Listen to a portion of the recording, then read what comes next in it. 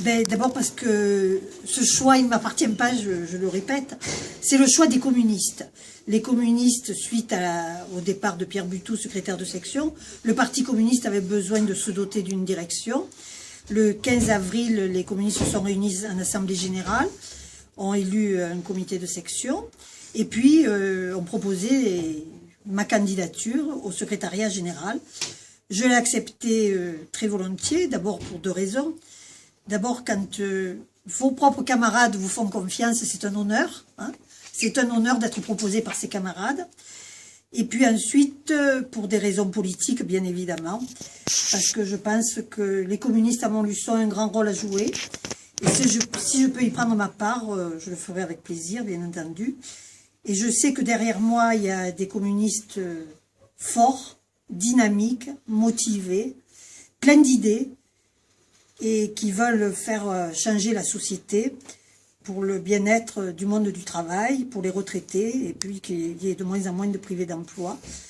Voilà les raisons. Et puis, en plus, je pense qu'il n'y a pas eu de secrétaire de section femme. Et ça aussi, c'est important aussi. C'est aussi ce qui change dans notre parti aussi. Il y avait besoin d'un renouvellement important à Montluçon. Alors, je ne sais pas s'il y avait besoin d'un renouvellement important à Montluçon. En tout cas, suite aux derniers événements, il y avait besoin de se poser des questions. Les communistes se sont rassemblés, se sont posés des questions. On réfléchit collectivement et on dit, bon, il faut qu'on passe à une autre étape. Et pour passer à cette autre étape, eh bien, collectivement, on a décidé que je sois secrétaire de section.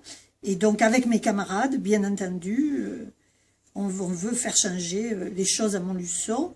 Pour faire changer les choses, ça veut dire s'adresser à ceux qui souffrent, à ceux qui luttent, à ceux qui n'ont pas de travail, à ceux qui tous les matins se demandent ce qu'ils vont donner à manger à leurs gamins, et puis aussi s'adresser aux jeunes qui se demandent en faisant des études ce qu'ils vont devenir.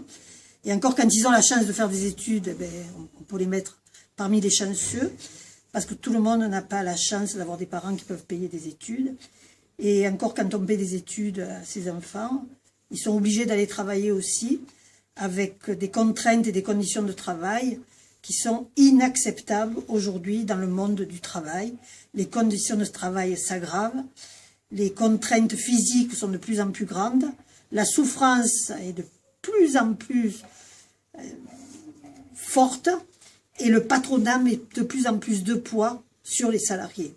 Donc voilà. Pourquoi il fallait changer à Montluçon aussi, à Montluçon et ailleurs. Davantage de proximité aussi, c'est quelque chose qui a manqué, qu'on a peut-être un petit peu oublié ces dernières années. En tout cas, c'est les enseignements qu'on en a tirés.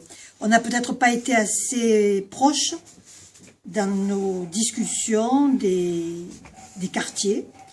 On n'a pas été assez proches des locataires qui ont des demandes.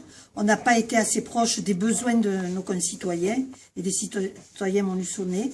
Il y a eu des moments où on a peut-être oublié de penser avec eux. On a plutôt pensé pour eux. Mais bon, très bien.